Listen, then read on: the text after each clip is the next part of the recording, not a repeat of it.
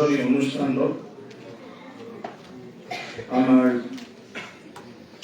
এই অনুষ্ঠানটো পৰিচালনা কৰি লৈ যোৱা আমাৰ সকলোৰে শ্ৰদ্ধাৰ অসম প্ৰান্তৰ সভাপতি ডক্টৰ গজেন্দ্ৰ অধিকাৰী ডাঙৰীয়া, আমাৰ মাজত উপস্থিত আমাৰ সকলোৰে শ্ৰদ্ধাৰ যিজনে অলপ আগত আমাক ভাৰতীয় ভক্তিৰ কাব্যৰ পৰা আৰম্ভ কৰি আমাৰ ইতিহাস, সভ্যতা, সংস্কৃতি আৰু বিভিন্ন যিবোৰ ঐতিহাসিক ঘটনাই আমাৰ জীৱনত এটা শিক্ষা দিয়ে, যাৰ দ্বাৰা আমি আমাৰ ৰাষ্ট্ৰীয় মহাসচিব আছে যিজনৰ উদ্যোগ আমি সকলোৱে আজি ইয়াত আহি পাৰিছোঁ, যদিও ৰাষ্ট্ৰীয় সাধাৰণ সম্পাদক হ'লেও তেখেতে আমাৰ ৰাজ্যিক কমিটিৰ পৰা আৰম্ভ কৰি সকলো ক্ষেত্ৰতে সদায় তত্ত্বাৱধান কৰি আছে। যে আমাৰ হেমন্ত দিন মজুমদাৰ ডাঙৰীয়া, আমাৰ মাজত উপস্থিত আমাৰ সকলোৰে শ্ৰদ্ধাৰ আমাৰ পদ্মশ্ৰী মংগল সিং হাজৰি ডাঙৰীয়া, আমাৰ মাজত উপস্থিত আমাৰ শোণিতপুৰ জিলাৰ প্ৰাক্তন সভাপতি ডক্টৰ স্বাধীনতা মহন্ত বাইদেউ সকলোকে মায়ে সকলোৰে আমিও শব্দবিলাক অলপ উলিয়াব লাগিব, অসমীয়া শব্দ বহুত কম, আমি বাইদেউ ক'লে আৰু বেছি ভাল নালাগে নহয় জানো, আৰু তাতকৈ বেছি সন্মান দিব পৰা কি শব্দ আছে উলিয়াব লাগিব। ইয়াৰ পিছত আমাৰ মাজত আছে যাৰ আমি সকলো ক্ষেত্ৰতে সহায় পাইছোঁ, তেজপুৰ বিশ্ববিদ্যালয়ৰ আমাৰ পঞ্জীয়ক अध्यापक कैलाश चंद्र विश्वाल जी, हमारी जिसमें है आपकी कृपा से हम लोग सब यहाँ आराम से है, खाली रहा है, टीवी रहा है, मीटिंग भी चल रहा है। और हमारे मजूद আছে তেজপুৰ বিশ্ববিদ্যালয়ৰ আমাৰ অধ্যাপক চন্দন শৰ্মা ডাঙৰীয়া আৰু সকলো মোৰ শ্ৰদ্ধাৰ ব্যক্তিসকল এই মঞ্চত আৰু ইয়াত উপস্থিত আমাৰ সকলো হিষ্টৰিয়ান মানে ঐতিহাসিক আমাৰ ইতিহাসৰ ক্ষেত্ৰখনক কণ্ট্ৰিবিউশ্যন দিয়া মোৰ শ্ৰদ্ধাৰ ব্যক্তিসকল আৰু আজি এই অনুষ্ঠানটোত উদ্যোগ লোৱা সকলো মোৰ বন্ধুসকল, প্ৰথমতে ধন্যবাদ জনাইছোঁ আমাৰ অসম প্ৰান্তৰ ইতিহাস সংকলন কমিটিক যে মোক আজিৰ এই অধিৱেশনত আমন্ত্ৰণ জনাই ইয়াত আপোনালোক সকলোকে লগ পোৱাৰ সুযোগ দিলে আৰু এটা উপলব্ধি ভাৰতীয় ইতিহাস, ভাৰতীয় সভ্যতা, সংস্কৃতি, আমাৰ মাতৃভূমি এই সকলো ক্ষেত্ৰতে এটা অনুভৱ কৰাৰ এটা সুযোগ দিয়াৰ বাবে যদি ইয়াত নাহিলেও হয় আজিৰ দিনটোত মই এইখিনি কথা হয়তো স্মৰণ নকৰিলেও হয়, গতিকে সেয়াও এটা সুযোগ জীৱন্তত মানুহে যিয়ে নকৰক ক'ৰবাত যদি অকণমান নিজৰ ব্যক্তিগত চব পাহৰি ভেজাল চব পাহৰি যদি আমি দেশৰ স্বাৰ্থত, জনগণৰ স্বাৰ্থত, মানৱ সভ্যতা মাত্ৰ নহয় এই জগতখনৰ স্বাৰ্থত যদি অৱদান আছে পৰীক্ষা সেইটো মই ভাবোঁ সদায়। আৰে যুদ্ধ হৈছিল যুদ্ধৰ বিষয়টোতো মই জানো, কিন্তু চনটো গণ্ডগোল হওক নাম্বাৰ খাতা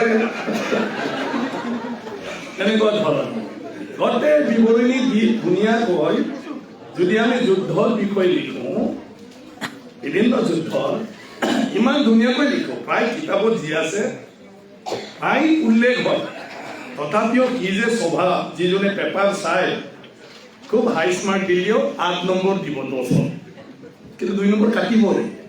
হিষ্ট্ৰী মাৰ্কছ ছিকিউৰ কৰাটো ইমান সহজ নহয়, সেইকাৰণে হিষ্ট্ৰীটো বাদেই দি দিলে আৰু চবে ভয়ো খোৱালে হিষ্ট্ৰী কিন্তু চাবি সব জানিলেও মুখস্থ যদি ৰাখিব নোৱাৰে হিষ্ট্ৰী গেল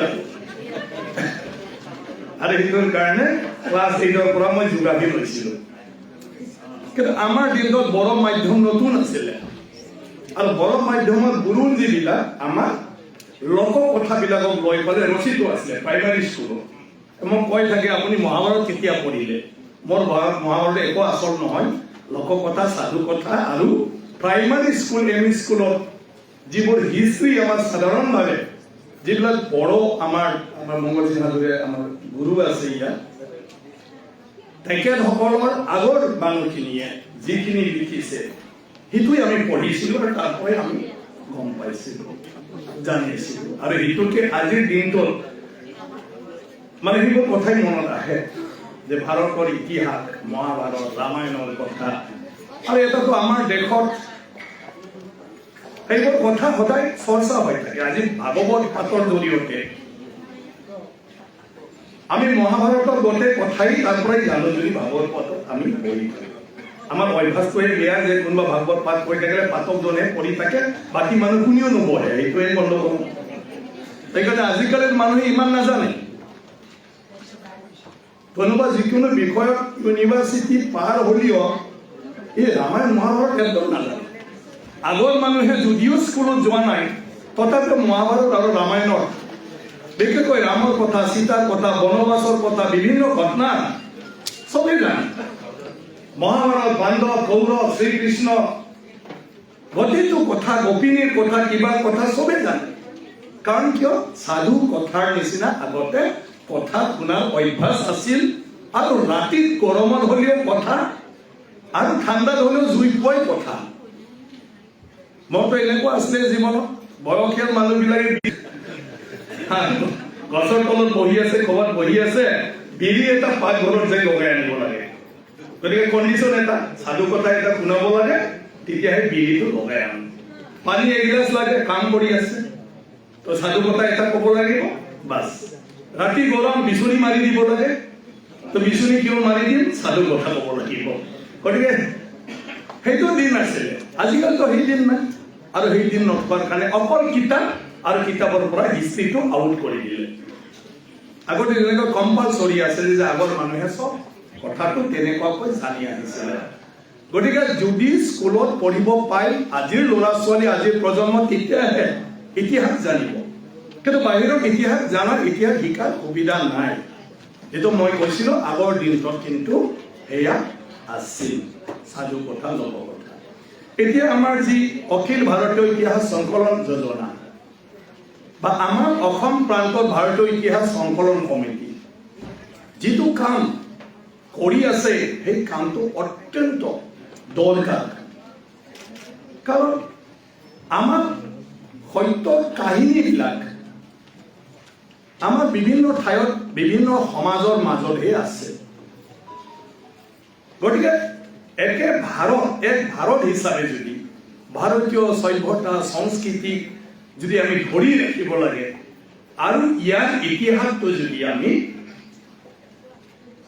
পুনৰ ভালদৰে যদি আমি সংৰক্ষণ কৰিব লাগে তেতিয়াহ'লে আমি সব কৰ্ণাৰৰ পৰা আকৌ উঠিব লাগিব কাৰণ মহাভাৰত ৰামায়ণ এটা সময়ত তেনেকুৱা ধৰণৰ গুণী জ্ঞানী গুৰুসকলে কৈ জীৱিত কৰি আহিছে আজি পেপাৰৰ যুগত এভেইলেবল কপি হোৱাৰ কাৰণে চবেই পাইছে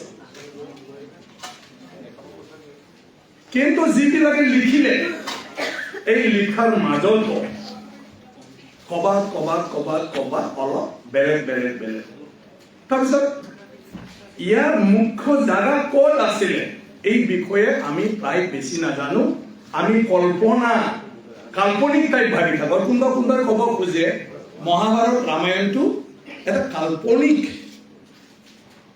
এটা সেইটো সাধু কথাৰ নিচিনা কিতাপ কিন্তু আমিতো অসমৰ মানুহে যদি ভালকৈ ইয়াৰ গভীৰভাৱে সোমাওঁ তেতিয়াতো আমি চবেই জানো সেইটোতো সত্য ঘটনা আজি আমি তেজপুৰত বহি আছো অলপ আগৰ পৰা বহি আছো তেজপুৰটো বিখ্যাত কাৰ কাৰণে বান ৰজা আজিও আছে ইয়াৰ প্ৰমাণ আৰ্কিটেকচাৰেল ষ্ট্ৰাকচাৰ আজিৰ IITও নাজানো তেওঁলোকে যিবিলাক আৱিষ্কাৰ কৰিছে 6-7 হাজাৰ বছৰ আমাৰ তেজপুৰত বান ৰজাৰ দিনা এইটো বনোৱা নিৰ্মাণ কৰা এই ষ্ট্ৰাকচাৰৰ নিচিনা এইটো সংৰক্ষিত হৈ থাকিব নাথাকে এইটোতো সংৰক্ষণে নাই বান ৰজাৰ দিনৰ যিটো টেকন'ক্ৰেট এইটো কিমান অদ্ভুত আছিলে আৰু ইয়াৰ প্ৰমাণ আজি ইয়াত আছে যিটো ভাৰতীয় মানুহবিলাকে নাজানে হৰিহৰৰ যুদ্ধ ক'ত হৈছে নাজানে ভাৰতীয় মানুহ হৰিহৰ যুদ্ধটো ক'ত হৰিহৰৰ যুদ্ধ তেজপুৰত হৈছে আৰু তেজপুৰটো সিটোৱে আছে বানাসুৰ ইয়াতে আছিলে বানাসুৰ সাউথ ইষ্ট এছিয়াক দমন কৰিছিলে বানাসুৰে ইণ্ডোনেছিয়া যাওক নাযাওক কিন্তু ইণ্ডোনেছিয়াৰ মানুহে তাৰ কথা মতে চলিছে মালয়েছিয়াৰ মানুহে থাইলেণ্ডৰ মানুহে বানাসুৰৰ কথা মতে চলিছে যেনেকৈ মংগোলিয়াৰ ছিংগিজ খা এই বহুত বিখ্যাত পৰাক্ৰমী হয় ছিংগিজ খা এবাৰহে কৈছে কবাত কিন্তু সি যিখিনি কথা কৈ আহিছে ছিংগিজ খাক নাপালেও ছিংগিজ খাৰ কথা মতে তেওঁৰ লগত যিখিনি চৰ্ত দিছিলে সেইটো মানি চলিছে গোটেই পৃথিৱীয়ে ঠিক বানাসুৰ বান ৰজা তেনেকুৱা আছিলে যে গোটেই সাউথ ইষ্ট এছিয়াই বানাসুৰৰ কথা মতে চলিছিল বানাসুৰে যিখিনি কিবা কৰিছিলে সেই মতে চলিছিল গোটেই সাউথ ইষ্ট এছিয়া যদি আজি ভাৰতীয় সনাতন ধৰ্ম ভাৰতীয় সভ্যতা সংস্কৃতি যদি ইয়াৰ পৰা ভাৰতৰ পৰা প্ৰচাৰ হৈছে বুলি যদি কয় সেইটোতো অসমৰ পৰাই হ'ব লাগিব না মেনমাৰ ক'ত আছে অসমৰ লগত নৰ্থ ইষ্টৰ লগত নৰ্থ ইষ্ট মানেতো অসম নাছিল জানো গতিকে সিটোৰ পৰাই যায় আপুনি থাইলেণ্ড পাব ব্ৰহ্মাদেশ থাইলেণ্ড ইয়াৰ পৰাই মালয়েছিয়া পাব ইয়াৰ পৰাই কি পাব ইণ্ডোনেছিয়া পাব ইণ্ডোনেছিয়াৰ বালি ট্ৰাইবছ বিলাকৰ গোটেই পিন্ধন এই যে আৰণাই বাইদেউসকলে যে লৈছে চব কাপোৰবিলাক তেনেকুৱা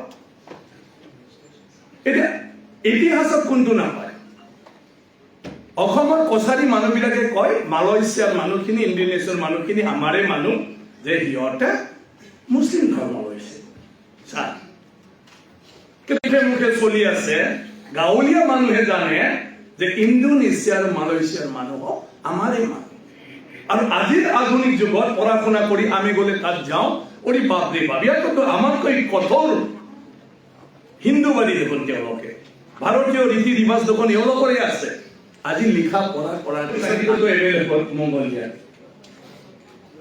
কিন্তু আমিতো কেতিয়াও বাংলাদেশত গুণ গাই কিতাপ নিলিখিলো বাংলাদেশৰ ইয়াৰ বিভিন্ন হোৱা ঘটনাৰ বিষয়ে আমি নিলিখিলো বাংলাদেশৰ ঘটনাটো আমাৰ অসমীয়া সমাজৰ লগত লিংক নাই এনেকুৱা টাইপ আমি থৈ দিলো কিন্তু মহাভাৰতৰ বাংলাদেশ নৰকাসুৰৰ হতৰ হিষ্টৰিয়ান বিলাকে কি কৈছে যে তেওঁলোকৰে বংশধৰ আছিলে তোমাৰ বৰ্মন ডাইনেষ্টি ভাস্কৰ বৰ্মন হতে পুষ্য বৰ্মন হতে তেওঁলোকৰে বংশধৰ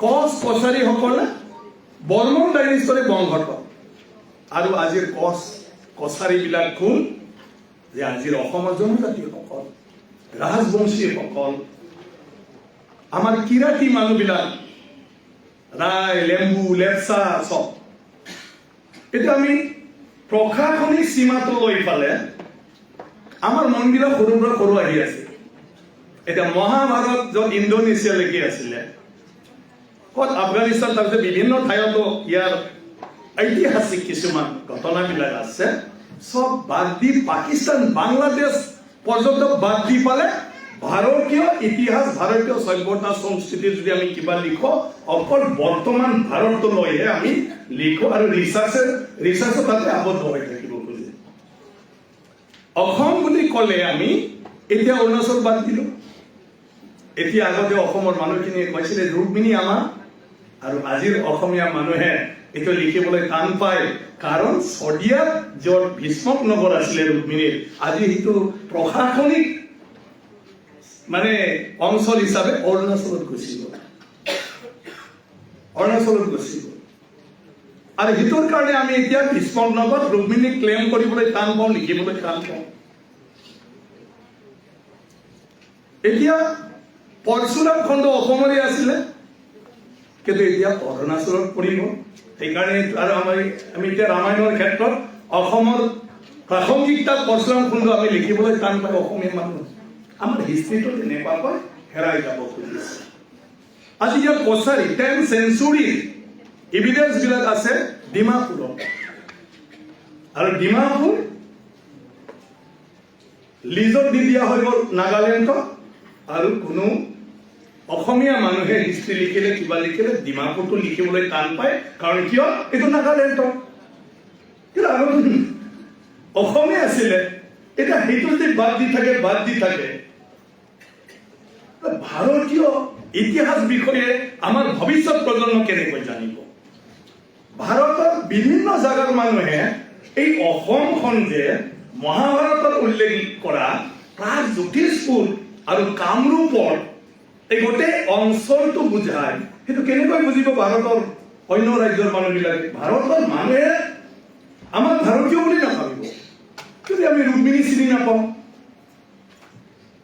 হয় না এনেকুৱা ধৰণৰ যদি হৈ যায় তো আমাৰ কি হ'ব সেইকাৰণে আমি বেছি কোৱা হয় আৰু ইতিহাস সংকলনৰ ক্ষেত্ৰত আমি সেইপৰ গুৰুত্ব প্ৰদান কৰিব লাগিব লিংকটো এটা লিংকটো চিম্পল কি মই চিধা কথা মই ইমান কিতাপ নপঢ়ো কিতাপ পঢ়াৰ অভ্যাসো নাই আৰু কিতাপ দেখিলে মই ভয় খাওঁ ইমান কিতাপ পঢ়িব মানে সেইটো ভয় পায় কিন্তু যিটো কথা আমাৰ মুখত চলি থাকে চিম্পল মহাভাৰতৰ যি কথা হয় নৰকাসুৰৰ পৰা আৰম্ভ নৰকাসুৰ কোন হয় ভূমি দেৱীৰ ল'ৰা অসমীয়া ভাষাত বৈষ্ণৱতীৰ ল'ৰা মানে মাটিৰ ল'ৰা মাটিৰ দেৱীৰ ল'ৰা গতিকে নৰকাসুৰে প্ৰথম কামৰূপত তেওঁৰ ৰাজ্য স্থাপন কৰিছিল আৰু তেওঁ খুব পৰাক্ৰমী আছিলে খুব ধাৰ্মিকো আছিলে এইটো নিলিখে আমাৰ মানুহবিলাক আমাৰ মাজত গণ্ডগোলটো ক'ত হয়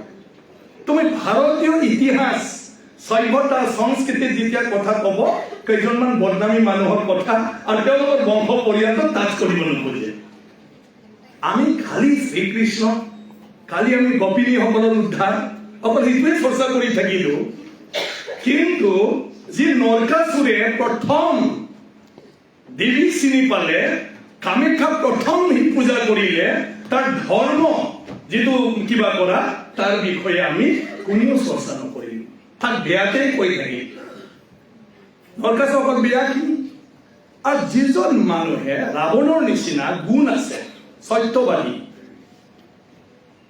নৰকাসুৰে ৰাৱণক যেনেকুৱা কয় তেওঁ যদিও অহংকাৰ আছিলে মহাপণ্ডিত আছিল ৰাৱণ বুজি পালে নৰকাসুৰটো মহাজ্ঞানী আছিলে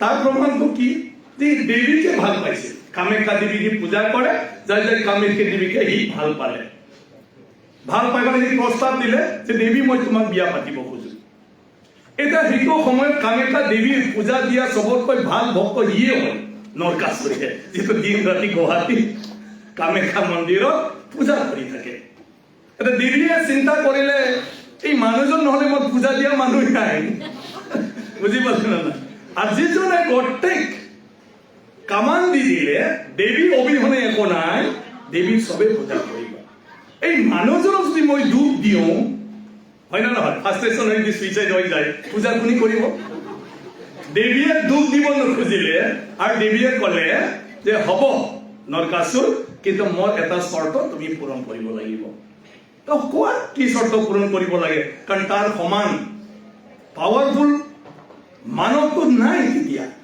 গতিকে কৰিব নোৱাৰা একো কথা নাই এতিয়া দেৱীয়ে কলে যে নৰকাসুৰ তুমি সেই পাণ্ডুৰ তলৰ পৰা ইটোলৈকে এক ৰাতিৰ ভিতৰত চিৰি বনাই দিবা মোৰ পূজাতলীলৈকে আৰু তেতিয়া তোৰ লগত বিয়া বহিম ৰাতিৰ ভিতৰত এইটো মোৰ বাই হাতটা খেল নৰকাসুৰে কলে এইটোতো মোৰ বাই হাতটা খেল হ'ব দেৱী আপুনি মানে বাট চালে সন্ধিয়া হ'ল তাৰ মানে একদমবাৰে সেনা শান্ত সামন্ত সব মাতি পালে ৰাতিৰ ভিতৰত যদি এইটো কমপ্লিট নহয় চাই লবি কিন্তু কেনেকৈ পাৰে মই নাজানো কিন্তু কৰা এতিয়া চিৰিটো হ'ব লাগে ৰাতিৰ ভিতৰত যি আদেশ সবে ধাম ধুম চিৰিটো বনালে কিন্তু ৰাতি 2টামান বজাত দেৱীয়ে দেখিলে এইটোতো কমপ্লিট কৰিব 3টা বজামানতে দেৱী কি কৰিব এতিয়া এই সংসাৰ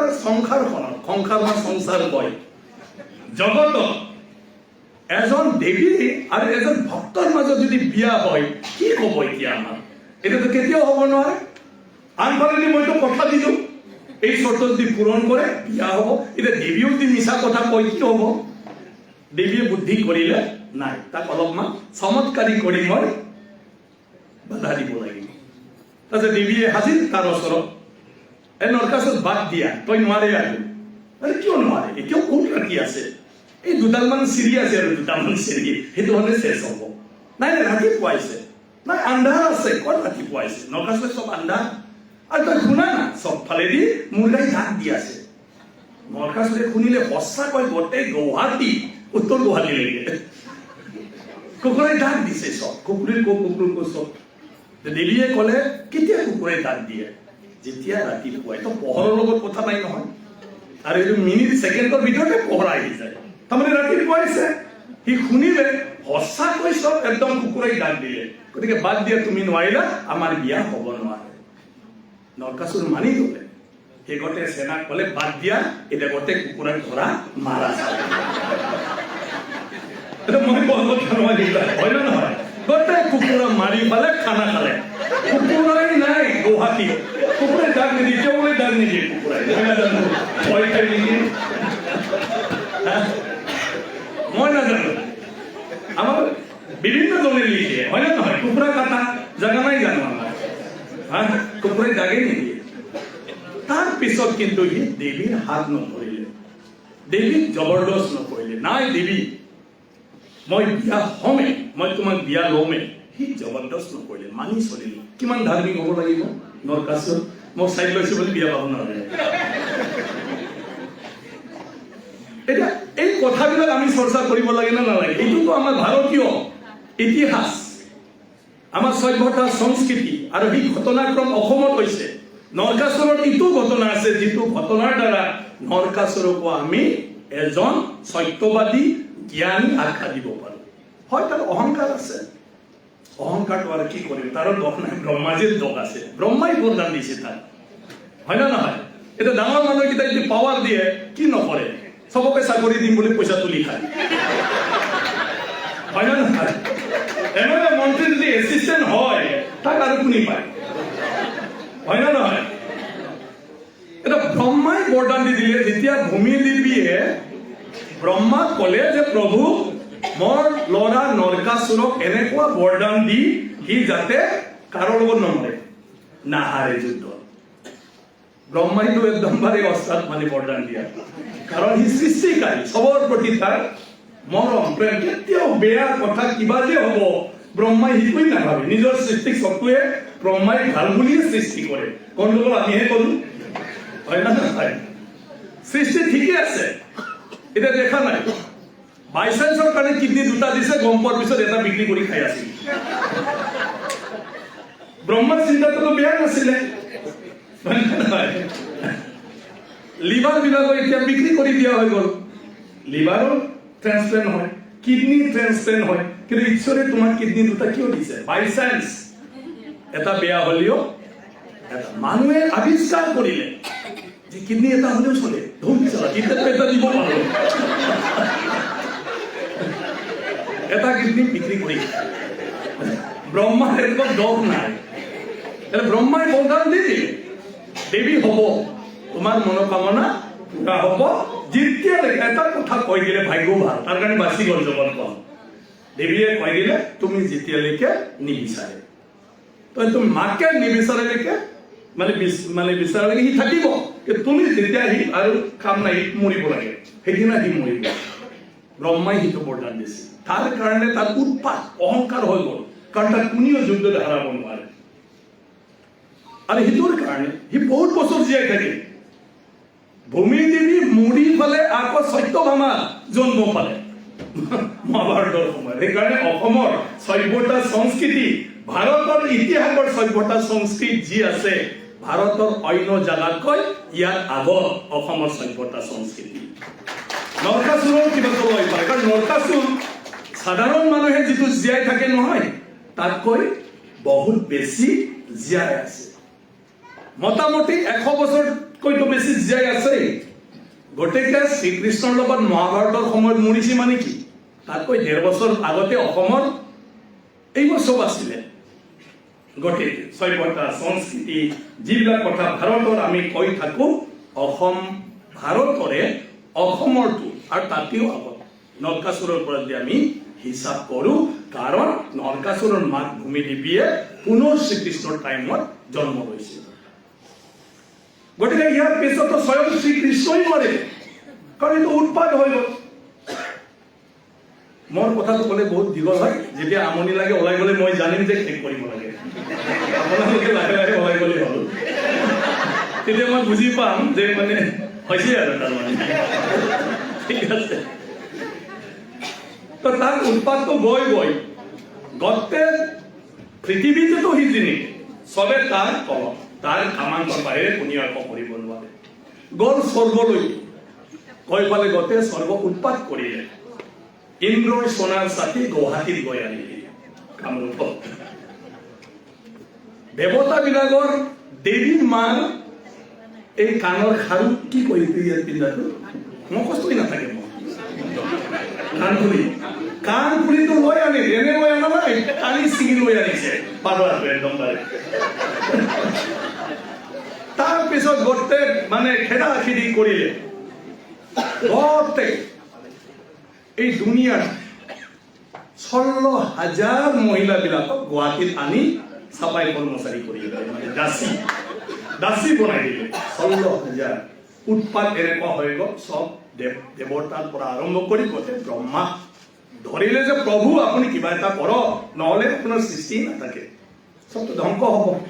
তেতিয়া ব্ৰহ্মাই উপায় নাপায়, শ্ৰীকৃষ্ণকে ক'লে তই এটা কৰ আৰু চাফা কৰ, কাৰণ অলৰেডি শ্ৰীকৃষ্ণ স্বয়ং বিষ্ণু দেৱতা আমাৰ মাজত আছে, তাক কৈ দিলে তই তাক চেষ্টা কৰ। আহিল শ্ৰীকৃষ্ণ, ব্ৰহ্মাৰ অৰ্ডাৰ পোৱাৰ লগে লগে সি মৰিব লাগিব।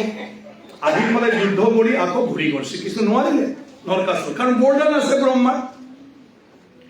তাৰপিছত আকৌ আহিল, আহি পেলাই বহুত যুদ্ধ হ'ল। তেতিয়া তাৰ শক্তিশালী আৰু এজন বন্ধু আছে, যাক সেনাপতি বুলিও কৈছে, মুৰা।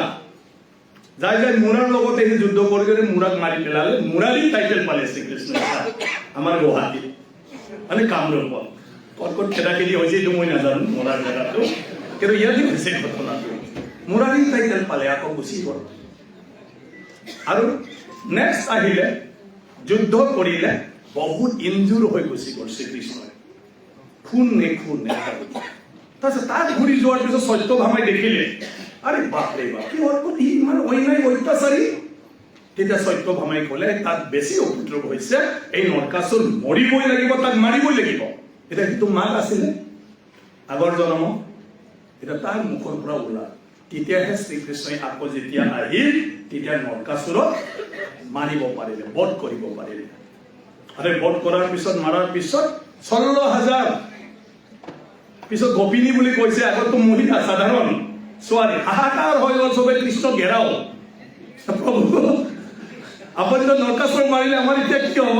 হকে নহকে আমাকতো থৈ আছিলে। 16,000 কল্পনা কৰ। এই তেজপুৰত যদি আপোনালোকে কালি পৰহি তেওঁলোকে নাচায়, কি খাই থাকিব হয় না?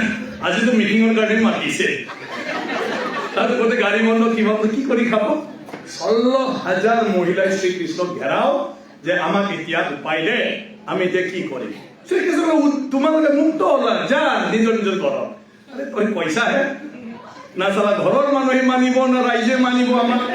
নৰকাসুৰত আছিল, কেনেকুৱা আছিল, কি আছিল, কোনেও আমাক গ্ৰহণ নকৰে। গতিকে আমি কি কৰো? এই তেতিয়াহে উপায় নাপায় শ্ৰীকৃষ্ণই ক'লে, যা মোৰ মাইকী বুলি কবি। তেতিয়া তহঁতক একো নকয়। তাৰ পিছতে না ইহঁতে চবে নিজৰ নিজৰ জেগাত গৈ নিজৰ নিজৰ পৰিচয় দিলে যে মোৰ হাজবেণ্ডটো শ্ৰীকৃষ্ণ, তেওঁৱে হয়। এতিয়া শ্ৰীকৃষ্ণটো কমচে কম সত্যভামাই মানি লৈছে, আমাৰ হ'লে আৰু কিমান কাজিয়া হ'লে ঘৰত। কোনোবাই যদি মই উমুকৰ ঘৈণীয়েক বুলি কৈ লয়, কি হ'ব বৰ্তমানত? কিন্তু শ্ৰীকৃষ্ণ সত্যভামাও সহায় কৰিছে, তাৰ কাৰণে শ্ৰীকৃষ্ণ বেয়া পোৱা নাছিল সত্যভামাই। কিন্তু আজিকালি বাইদেউসকলো আছে, নিজৰ গিৰিয়েকৰ যদি কাৰোবাৰ দায়িত্ব লোৱা কোনে দেখে, কি হ'ব? শ্ৰীকৃষ্ণৰো ইমান বেয়া পাল্লাত পৰিছিল অৱস্থাটো। তাৰ পিছতে না 16,000 শ্ৰীকৃষ্ণৰ গোপিনী হৈ গ'ল। এনে বদনাম শ্ৰীকৃষ্ণৰ বেচেৰা, মানে এওঁলোকৰ জীৱনটো সমাজত মৰ্যাদা দিবৰ কাৰণে শ্ৰীকৃষ্ণই সেই দায়িত্বটো লৈছিল। এতিয়া মাজে মাজে আমাৰ মানুহবিলাক কৈ থাকে, শ্ৰীকৃষ্ণই বিয়া পাতিছিল, যিবিলাকে ঠাণ্ডা থাকে ইহঁতে চব শ্ৰীকৃষ্ণৰ বদনাম গাই থাকে শ্ৰীকৃষ্ণ 16,000 আমাৰ এটা দুটা কি আৰু মানে হয় না নহয় তাৰে বেয়াহে উদাহৰণ লৈ থাকে হয় না নহয় প্ৰভুকে এনেকুৱা কয় আমাৰ মানুহবিলাক আমাৰ ভাৰতীয় মানুহবিলাককো কি ক'ব আৰু তো সেইটো হ'ল কাহিনী ইয়াৰ পিছত চা চব ঘটনা মই লিংকটো কৈ আছো এইটো হয় গ'ল এইফালে মুৰাৰ ছোৱালী মৌৰৱী শ্ৰীকৃষ্ণই মুৰাক মাৰাৰ পিছত তাইকতো দেখিলে নহয় এতিয়া তাই কেচেৰি অকলে কি কৰিব বহুত গুণৱতী অসমৰ ছোৱালীটো গুণৱতী হ'বই হয় না নহয় এতিয়া বদনাম কৰে দুই এটাই কিন্তু বহুত ধুনীয়া স্বভাৱ চৰিত্ৰ ধুনীয়া জ্ঞানী মৌৰৱীয়ে কি কৰে তাৰপিছত শ্ৰীকৃষ্ণই খাদ্য লৈ পালে ঘটোৎকচৰ লগত কিন্তু বংশটো একে না আমিষ মানুহ মাছ মাংস খোৱা ঘটোৎকচ খাব মুৰাৰ ছোৱালী বেলেগক দিলেতো নিমিলিব না সমাজখন হয় না নহয় গতিকে কাক দিব মৌৰৱী ঘটোৎকচৰ লগত ঘটোৎকচ কোন ভীম আৰু হিড়িম্বাৰ তাৰ লগত বিয়া পাতি দিলে তাৰ ল'ৰা জন্ম হ'ল বাৰ্বাৰিক যাক ঘাটশ্যাম বুলি কয় মানে এতিয়া মানে জয়পুৰত ঘাটশ্যাম বাৰ্বাৰিক জন্ম হ'ল বাৰ্বাৰিক ইমান বৰদান পালে বহুত বীৰ পৃথিৱীৰ ইয়ে চবতকৈ ডাঙৰ বীৰ তিনিটা ধনুখা কত নেহেৰাই যাক ধ্বংস কৰিব দে ধ্বংস কৰি আকৌ ইয়াত অট'মেটিক আহিছে নেহেৰাই আৰু একবাৰতে আপোনালোকৰ চবকে এটা কাৰ মাৰি পেলাই চবকে শেষ কৰ বুলি ক'লে চবকে শেষ কৰি আহি যায় এই কিন্তু চা ইমান পৰাক্ৰমী ল'ৰা অসমীয়া মহিলাক এতিয়া মই কওঁ অসমীয়া মহিলাৰ মাতৃৰ মনটো কিমান ভাল সি কিন্তু ল'ৰা ক'লে বাৰ্বাৰিক চাবা কিন্তু তুমি ইমান বীৰ ইমান শক্তিশালী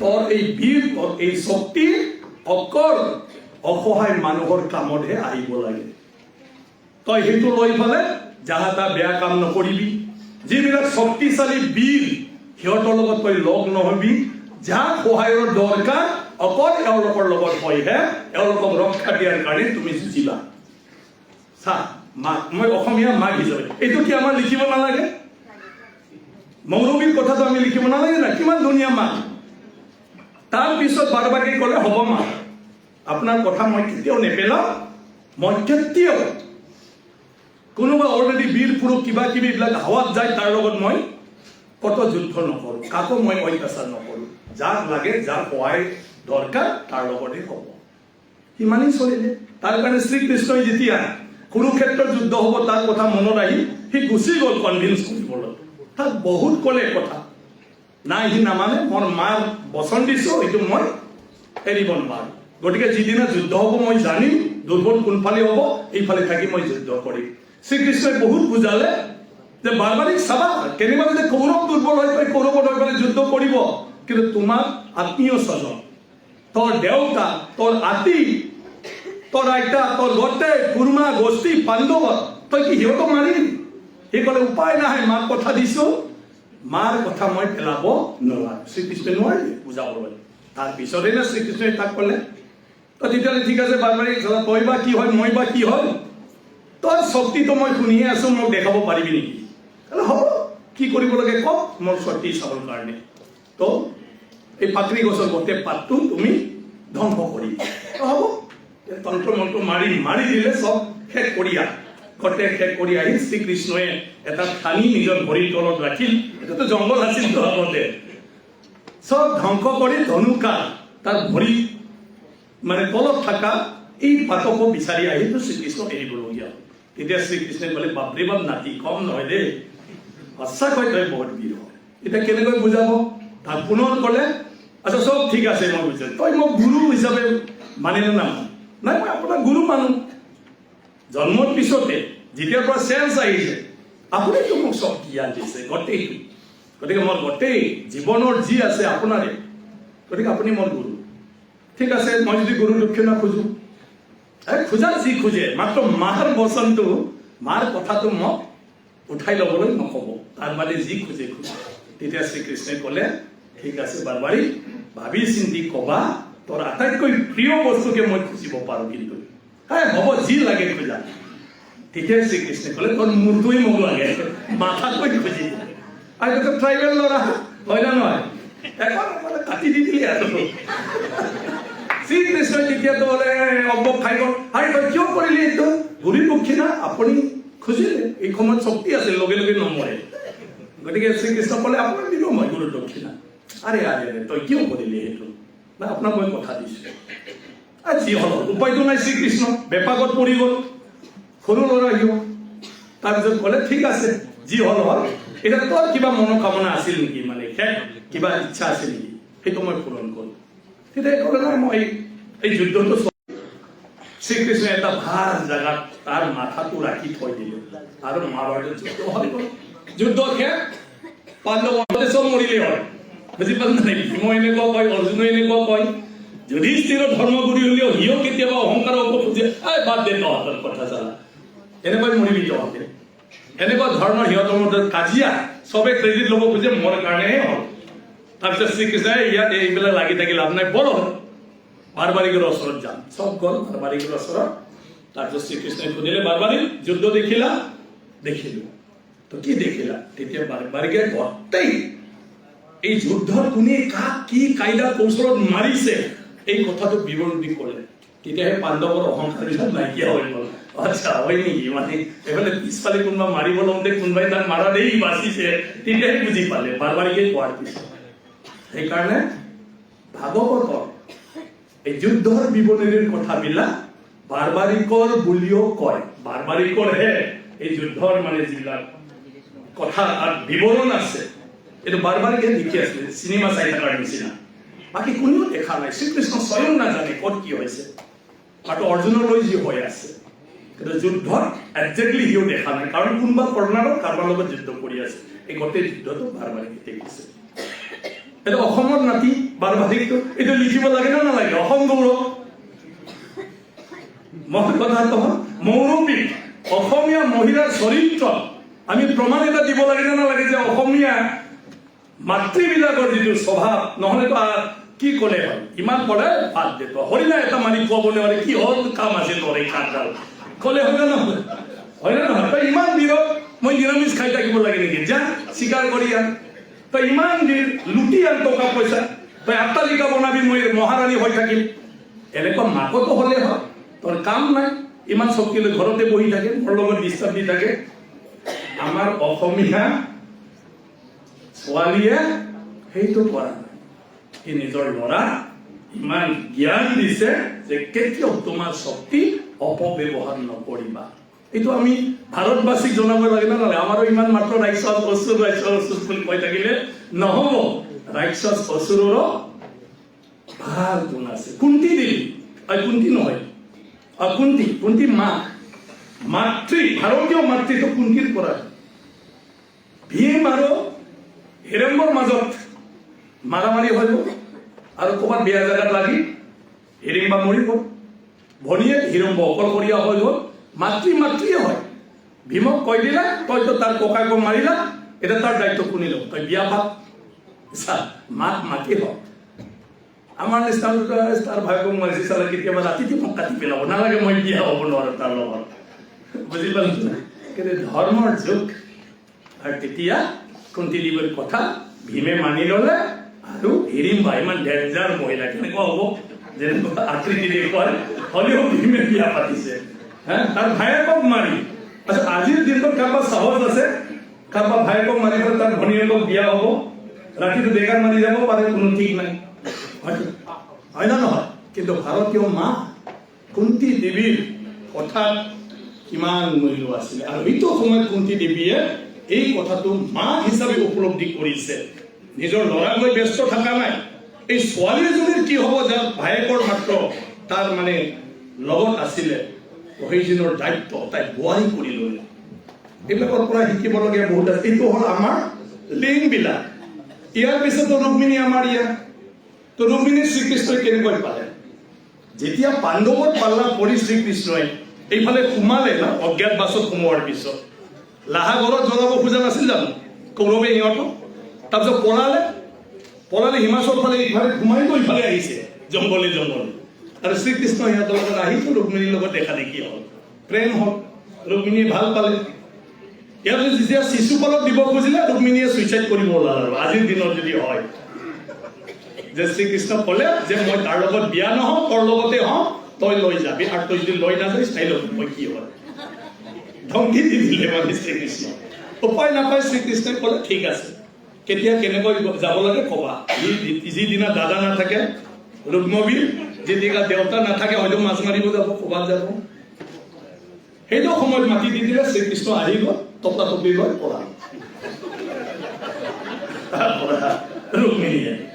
ৰুক্মবীৰে পুৰা হাহাকাৰ বিচাৰিলে, চবে ক'লে গ'ল গ'ল, কি গ'ল? ৰুক্মিণী গ'ল।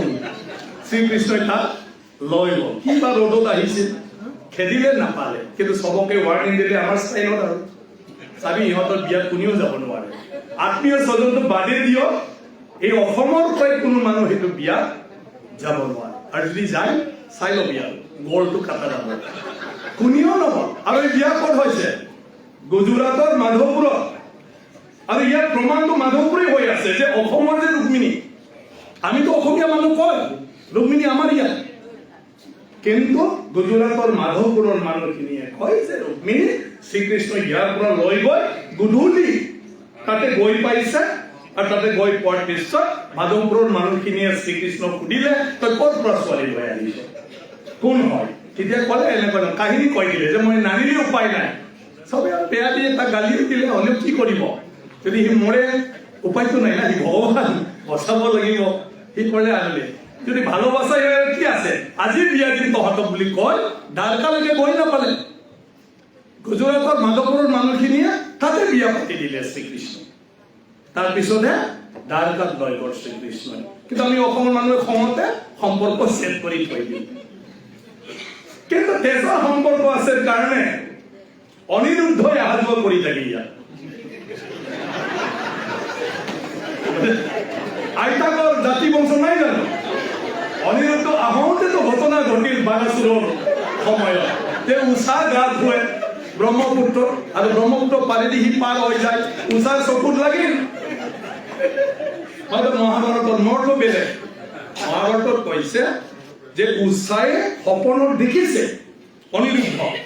তাৰপিছত চিত্ৰলেখাক ক'লে কথাটো, চিত্ৰলেখা খুব ভাল ছবি আঁকে, চিত্ৰলেখাই ছবি আঁকি আঁকি কৈছে এইটো নেকি এইটো নেকি, লাষ্টত অনিৰুদ্ধৰ ছবি আঁকাটো সেইটোৱে হয়। এতিয়া কৈছে সি মানে শ্ৰীকৃষ্ণৰ নাতি হয়, ৰুক্মিণীৰ নাতি। কিন্তু মৰটো বেলেগ। মৰটো হ'ল অনিৰুদ্ধই আত্মীয় স্বজন বংশ পৰিয়ালৰ ঘৰত আহিয়া যাহা কৰি থাকোঁতে উষাই দেখা পালে ব্ৰহ্মপুত্ৰৰ ঘাটত। দেখা পাই পাইতো ভাল ল'ৰা, সি চিত্ৰলেখাক ক'লে বান্ধৱী কোনে এইটো অহা যোৱা কৰি থাকে? সি জানে তেজপুৰ ইউনিভাৰ্চিটি কি জানি তেতিয়াও আছিলে, বুদ্ধিমতী ছাত্ৰী আছিলে চাগে।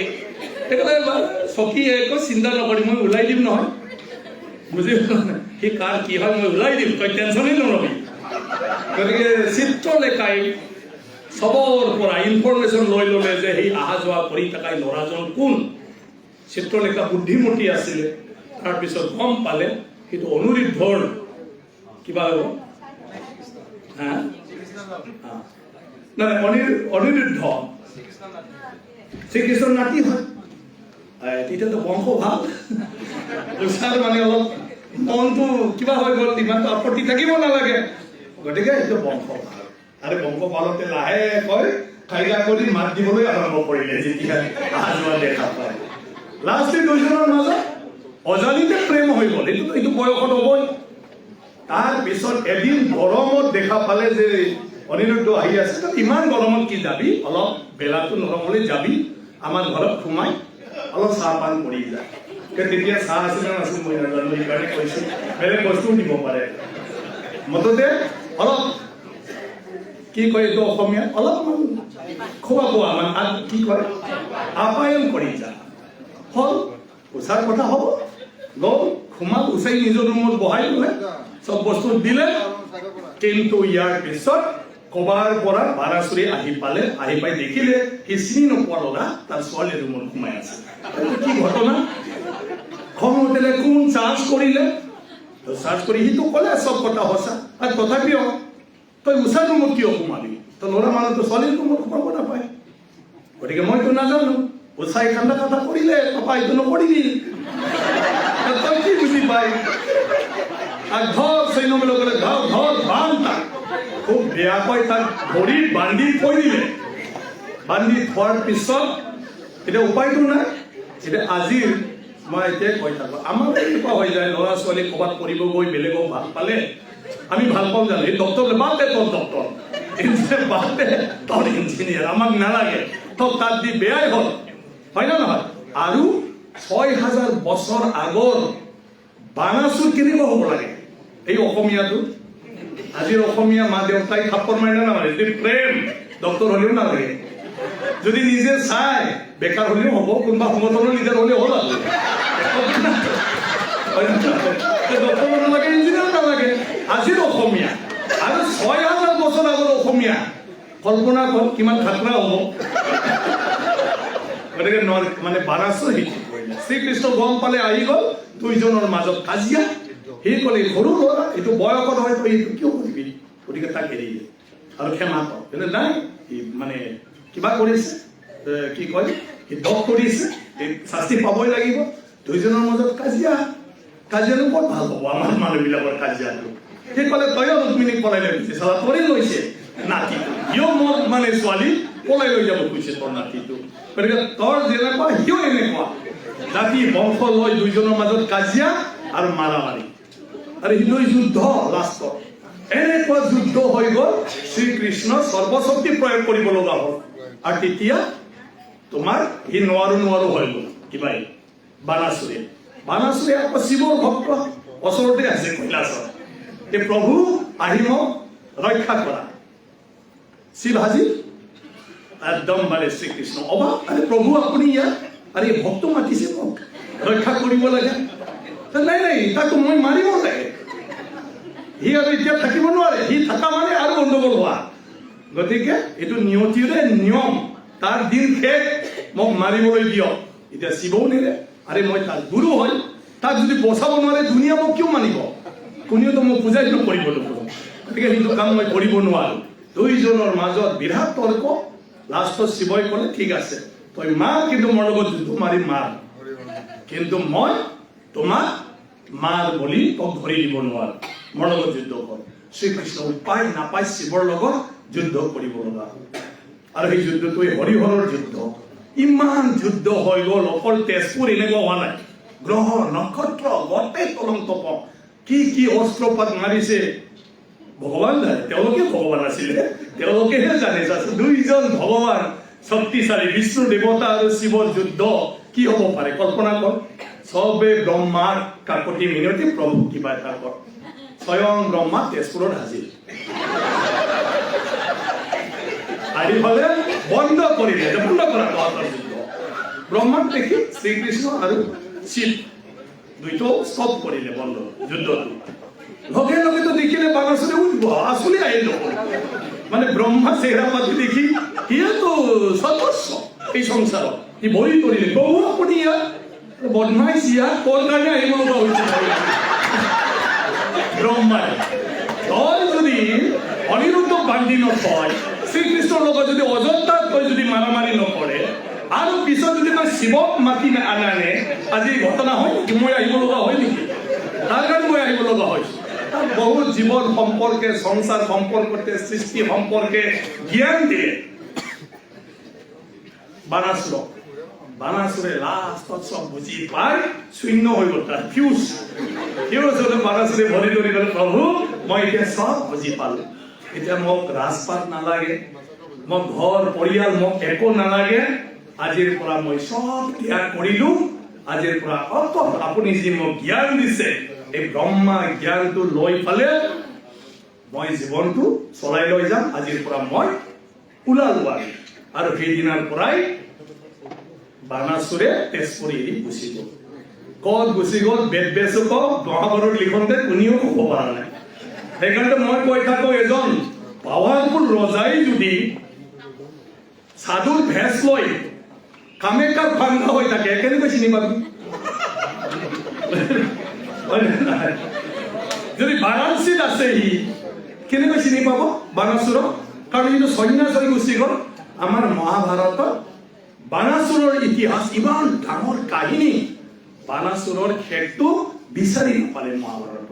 আৰু ইয়াৰ মূল কাহিনী এইটো হ'ল তেজপুৰ। বুজি পালে নে? ইমান ডাঙৰ গতিকে সেইটোৱে আমাৰ ভূমি ইতিহাস। এইটো এতিয়া কেনেকৈ লিংক লগাব? লিংকটো এনেকুৱা ধৰণৰ চব স্বয়ং শ্ৰীকৃষ্ণ যে এই পৃথিৱীত জন্ম ল'ব ল'ব ভাগৱততো কৈছে যে সময় সময় আহি থাকিম যেতিয়া ইয়াক অকাল হয় ধৰ্মক ৰক্ষা কৰিবলৈ, এই সংসাৰৰ সৃষ্টি বচাবলৈ আহি থাকিম। কিন্তু শ্ৰীকৃষ্ণই মহাভাৰতৰ সেইটো সময়ত আহিলে হয় না নাহিলে হয়, যদি অসমৰ মানুহ নহলে অসমৰ কাৰণে শ্ৰীকৃষ্ণৰ জন্ম অলপ দীঘল হৈ গ'ল নেকি?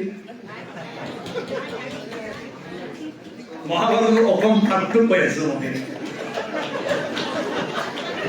নৰকাসুৰ আৰু বানাসুৰ আৰু কংস তিনিটাই বন্ধু আছিলে। কাৰণ যদিও মথুৰাৰ হয় কংস, তাৰ স্বভাৱ চৰিত্ৰটো অসুৰৰ নিচিনা আছিলে, ৰাক্ষসৰ নিচিনা আছিলে তাৰ স্বভাৱটো গটে। গতিকে স্বভাৱ যাৰ মিলে সিহঁতেহে বন্ধুত্ব হয়, হয় না নহয়? চুৰে চুৰৰ কি দেখা পায়? ঠেং দেখা পায়। মথুৰা আৰু সিহঁত দুটা ক'ত ইয়াত তিনিজনৰ মাজত বন্ধু, মাজে মাজে আহি থাকে তেজপুৰত গুৱাহাটীত কংসই খাই বৈ সিহঁতৰ মাজত কথা ওলাই কিবা কিবি। গতিকে দুইটাতো ৰজা, এতিয়াতো ৰাজকুমাৰ হে। কংস দুখ হৈ থাকে, সি সদায় কৈ থাকে তহঁতেতো ৰাজাৰে ভাই, যি ইচ্ছা তাকে কৰিব, মইতো নোৱাৰো, মোৰ দেউতা মই কৰিব নিদিয়ে। উগ্ৰসেনৰ ল'ৰা মথুৰা, মোৰ দেউতাই কৰিবলৈ, তহঁতৰ নিচিনা ৰাজা হলে মইতো তাতকৈ ডাবল কৰি দিব। খাই বৈ কিবা বুদ্ধি দিলে দুইজনে, ক'লে তই ৰজা হবি নেকি? আৰে ৰজা যদি হ'ব পাৰে কোনে নহয়? এই যে আমাৰ যে কথা পাতে পলিটিচিয়ান বিলাক, এমএলএ গালি দি দি, মন্ত্ৰীক গালি দি দি, নিজৰ পাৰ্টি হলেও এতিয়া তই হবি নেকি? আৰে টিকেট দিলে মই কিয় নহম বুলি কয়। তেতিয়া কংস ক'লে বানাসুৰ আৰু নৰকাসুৰ যে যদি ৰজা হ'ব পাৰে কোনে ৰজা নহয়? আৰে তই যদি হ আমি বনাম, তই কেনেকৈ বনাবি? তই আগতে কচোন ৰজা হম, একদম হম, পাক্কা হম। তোৰ দেউতাক আঁতৰাই দিলে হলিও হম, মুঠতে ৰাজা হমেই আৰু। ঠিক আছে চল। নৰকাসুৰ আৰু বানাসুৰে কিছু সেনা লৈ মথুৰাত গুচি গ'ল আৰু উগ্ৰসেনক আঁতৰাই কংসক বহাই দিলে। কংসই ঘোষণা কৰি ললে আজিৰ পৰা মই ইয়াৰ ৰজা, মোৰ কথা যদি নুশুনে চাই লবি। সেই দিনাৰ পৰা কংসৰ উপদ্ৰৱ অত্যাচাৰ তাতে, আৰু সেই উপদ্ৰৱ অত্যাচাৰত কান্দনে কান্দন তাতে। আৰু তাতে না বিষ্ণু দেৱতাই নাৰদক কৈ পঠালে, যা কবি মই দৈৱকীৰ গৰ্ভত, কংসৰ কাজিন চিষ্টাৰ দৈৱকীৰ গৰ্ভত মই অৱতাৰিত হৈ আছো, জন্ম লৈ আছো, আৰু কংসক মাৰিম, বাকীখিনিকো মাৰিম যিবিলাকে মানুহক এনেকুৱা ধৰণৰ অত্যাচাৰ কৰি আছে, অন্যায় কৰি আছে। আহি ফালে নাৰদে নাৰদটো মুখ ৰাখিব নোৱাৰে, কথা শুনিলে আৰু তাৰ কম্পন লাগি যায়। আৰু ঈশ্বৰৰ ফাইদা, নাৰদক ক'লে এইটো প্ৰচাৰ হ'বই আৰু আমাৰ আজি ছচিয়েল মিডিয়াত কোৱাৰ নিচিনা।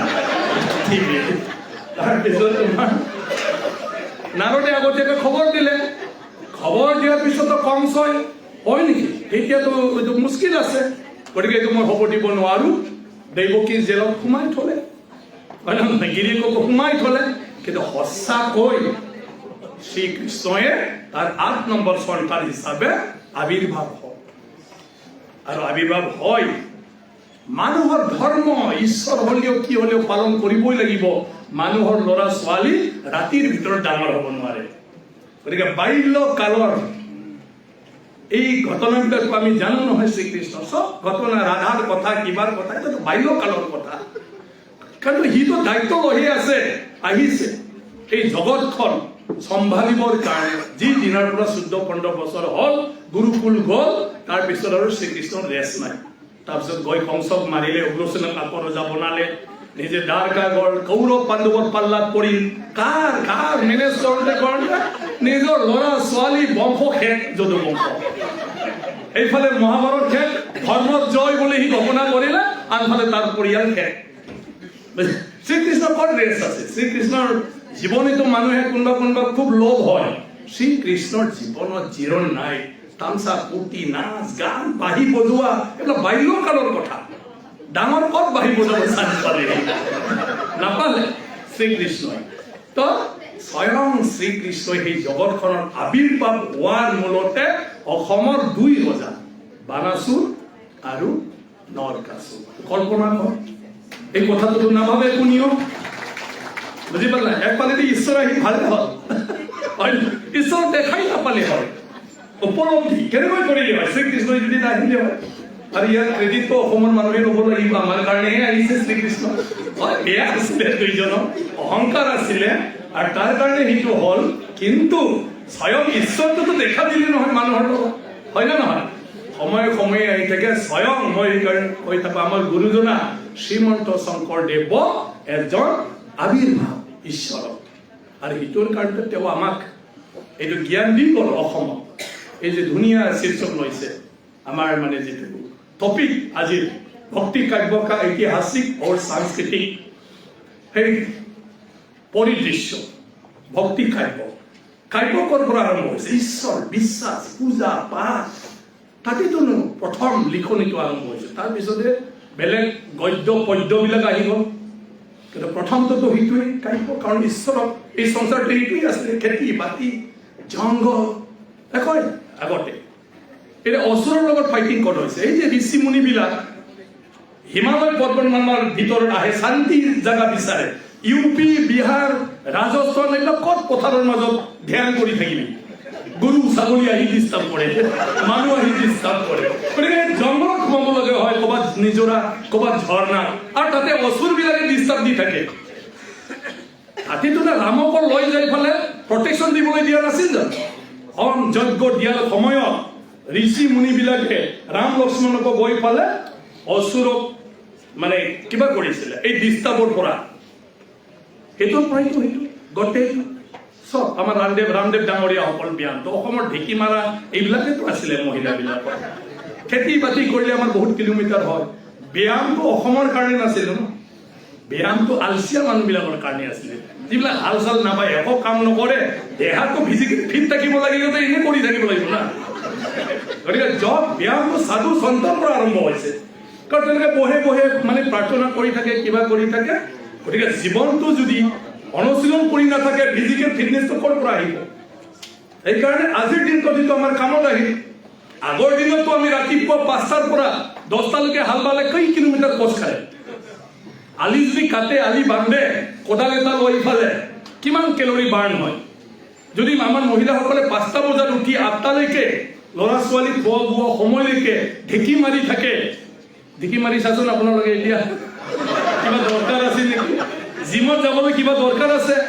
নাই এইটো আমাৰ অলৰেডি ইয়াত ভাৰতীয় যিটো ৰীতি নীতি জীৱন মানে কিবা কৰা জীৱন শৈলী ইয়াৰ লগতে সব আছিলে কিমান ধুনীয়া দীঘল হ'ব কৈ থাকিলে এইকাৰণে নগৰ চবৰে ভোক লাগিছে গতিকে মই তেতিয়াই কৈছোঁ ক'লে কথা ওলাই থাকে মহাভাৰত হাজাৰ হাজাৰ বছৰৰ ইতিহাস আৰু ইমান ডাঙৰ দেশ এটা মাত্ৰ জাতি নহয় এটা মাত্ৰ ৰজা নহয় বিভিন্ন জাগাত ৰজা এতিয়া আমাৰ ভাষাৰ কাৰণে মাজত থাকি গ'ল ভাষা কাৰণ আমি যাৰ ভাষা নাজানিলো সিহঁতৰ চলি থকা ইতিহাস ভাৰতৰ সেই সময়ত সনাতন ধৰ্মৰ ৰীতি নীতি সেইটো আমি নাজানিলো আমি নিলিখিলো এতিয়া আমাৰ বড়োবিলাকৰ কথাটো কোনে জানিব বাথৌ ধৰ্ম আমাৰ মংগল সিংহা খুব ধুনীয়াকৈ সংকলন কৰিছে বাথৌ ধৰ্ম য'ত ত'ত যি আছে সেইটো লৈ আজি কিতাপ লিখিছে আৰু বহুত লিখিবলগীয়া হৈছে এতিয়া বাথৌ ধৰ্ম কেনেকুৱা সেইটো যে সনাতন ধৰ্ম হিন্দু ধৰ্ম কিন্তু সেই বিষয়ে যদি কিতাপেই নাই কেনেকৈ জানিব যদি বড়ো ভাষাই নাজানে আজি কেৰাই পূজা পূৰ্ণাংগ পূজা বড়োসকলক আজিলৈকে কেৰাই পূজা স্বয়ং দেৱতা আহে দেউ উঠে আৰু যি সুধে আপোনাক এইটো বাণী দি যায় ঈশ্বৰে এই কথাটো আজি আপোনালোকক কি জানে কোনেও নাজানে আমাৰ ভাগৱত পাঠটো পাঠকেহে পঢ়ে বুজাইহে ঈশ্বৰে কেতিয়া কেতিয়া কেনেকুৱা চিটুৱেশ্যনত আহি পেলাই আমাক ৰক্ষা কৰিছিল এইটো ভাগৱত পাঠত হয় কিন্তু খেৰাই পূজা যিমান দেৱ দেৱী আছে সেইদিনা পূৰ্ণাংগ পূজা হয় আৰু বড়োসকলে আমন্ত্ৰণ জনায় মন্ত্ৰ মাৰি আৰু আমন্ত্ৰণ জনোৱা খেৰাইত গোটেই দেৱ দেৱী আহি পালে মানুহৰ শৰীৰত দেউ উঠে দেউ উঠি খেৰাই নাচে খেৰাইটো হ'ল ঈশ্বৰৰ যদি খেৰাই নাচা ভাল নহয় নহয় তৰোৱাল চৰোৱাল দি একদম মাৰি দিয়ে দেউ উঠাজনীয়ে গতিকে ঈশ্বৰৰে বোলে বড়োবিলাকে মানে গতিকে খেৰাই নৃত্য কৰি ইয়াৰ পিছত সিহঁতে কৈ যায় যে কি হৈছে কি হোৱা নাই, তোমালোকৰ কি ভুল হৈছে আৰু কি কৰিলে শান্তি থাকিব, উন্নতি হ'ব, এইবিলাক অদ্ভুত, এইটো ভাৰতীয় সংস্কৃতি। কিন্তু সেইটোতো কোনেও নাজানে। এই কথাবিলাক আমাৰ গেপ হৈ গ'ল, লিখাও নাই, একো নাই।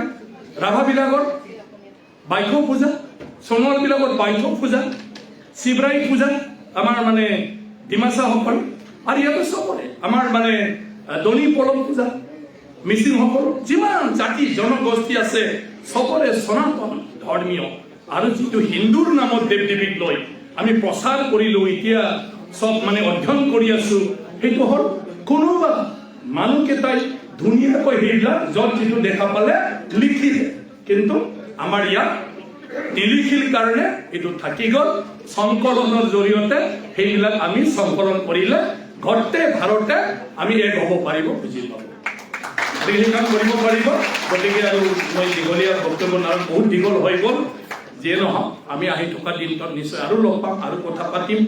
মই আগতে কৈছো, মই হিষ্ট্ৰীৰ ষ্টুডেণ্টছ, মই এইবিলাক কথা চব সাধু কথা জানা কথা আপোনালোকে চবেই জানে। মই মাত্ৰ কৈছো এইটো যদি হয় এইটো হ'ব লাগিব, এইটো যদি হয় এইটো হ'ব লাগে, লিংকটো। আৰু অসমৰ সেইবিলাক কথা চৰ্চা কৰিলেহে অসমীয়া মানুহে ভাৰতীয় মূল সুঁতিৰ কথা যে আমি কৈ থাকো, তেতিয়াহে সেইটোৰ লগত মিলি যাব পাৰিব। নহ'লে ভাৰতৰ সভ্যতা সংস্কৃতি বুলি ক'লে ইউ পি, বিহাৰ, গুজৰাটৰ চাউথ ইণ্ডিয়াৰ বোলে অসমীয়া মানুহে ভাবি থাকিব। গতিকে ভাৰত মানে অসম, আৰু ভাৰতীয় মানে অসমীয়া, আৰু ভাৰতীয় সভ্যতা সংস্কৃতি মানে অসমীয়া সভ্যতা সংস্কৃতি, এইটো বাদ দিয়ে ভাৰত হ'ব নোৱাৰে। গতিকে সেইখিনি চবকে মোৰ তৰফৰ পৰা আন্তৰিক শ্ৰদ্ধা জ্ঞাপন কৰিলো আৰু শুভেচ্ছা জনালো। এই কনফাৰেন্সখনে নিশ্চয়কৈ আমাক যি উদ্দেশ্যত কাম কৰি আছে সেইটো সফলতা কৰাৰ ক্ষেত্ৰত যথেষ্ট সহায় কৰিব। ধন্যবাদ।